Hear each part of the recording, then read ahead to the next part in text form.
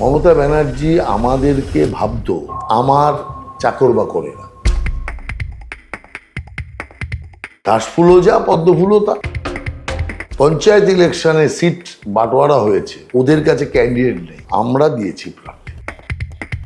ভোটারই বিজেপির উপর অখুশি ছিল। তার তৃণমূলকেই যদি 10 বছর ধরে আপনার ভোট দিতে হয়, তাহলে বিজেপি করে লাভটা। আচ্ছা, সিঙ্গুর নন্দীগ্রাম আন্দোলনের সময় আপনারা গোটা ওই আন্দোলনটাকে এবং গোটা বিষয়টাকে কিভাবে দেখেন? আমরা এই বিতর্কে পরিষ্কারভাবে কৃষকের পক্ষ আমরা নিয়েছি। স্ট্যান্ডটা মমতা ব্যানার্জিরও তা একই স্ট্যান্ড ছিল। ধর্নায় যদি আমি রাহুল সিনহা না থাকতাম, তাহলে 26 দিনের পর উনি ওখান থেকে উঠতে পারতেন। বিরোধী রাজনীতি যারাই করেছে তাদেরকে নানা রকম রিপ্রেশনের মধ্যে পড়তে হয়েছে। আপনাকে কি সেরকম কিছু ফেস করতে হয়েছিল? 100%।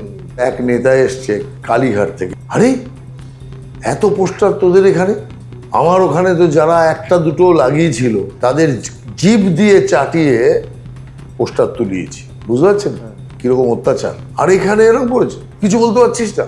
ও তখন বললো যে তুমি চাটিয়ে তুলিয়ে দাও এখানে যারা করেছে, নাম বলে দিচ্ছি। তখন ও বললো বল কে করেছে?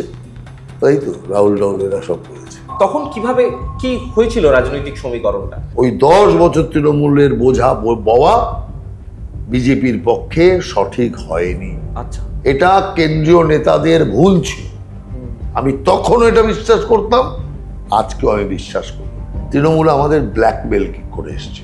তপন শিকদার আর আমি এই দুই নেতাই শুরুর থেকে বলে এসছি যে এর সাথে জোট করার বিজেপির ক্ষতি হবে। 10 বছর আমরা পিছিয়ে গেছি। কোনো একটা কারণে আপনার সঙ্গে বিজেপির দূরত্ব তৈরি হয়েছিল? অসত্য আমি বলি না, এটাতে আমি ছাড়বো না।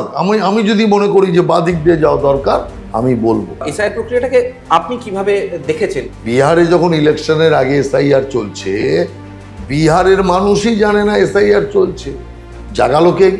জাগালোই মমতা ব্যানার্জি। এখানে দাঁড়িয়ে যখন আপনি একা একদম একা এই সমস্ত মিডিয়ার আলোর বাইরে গিয়ে বসেন, কথা বলেন, তখন আপনার কি মনে হয়? এটা যে কোনো লোকের ক্ষেত্রেই একটা বেদনার হবে। 43-44 বছর একটি লোক আশা নেই, পুরো নিরাশার মধ্যে থেকে আজকে পার্টিতে এখনো জীবন্তভাবে টিকে আছে, প্রাণবন্তভাবে টিকে আছে। এটা কি চারটিখানি কথা? ভগবান শ্রীকৃষ্ণ বলছেন অর্জুনকে যে তোমার কাজ হচ্ছে কর্ম করা, তুমি কর্ম করে যাও, ফল তোমার হাতে নয়, ফল আমার হাতে। जीत की हवस नहीं, किसी पे कोई वश नहीं, क्या जिंदगी है ठोकरों पे मार दो।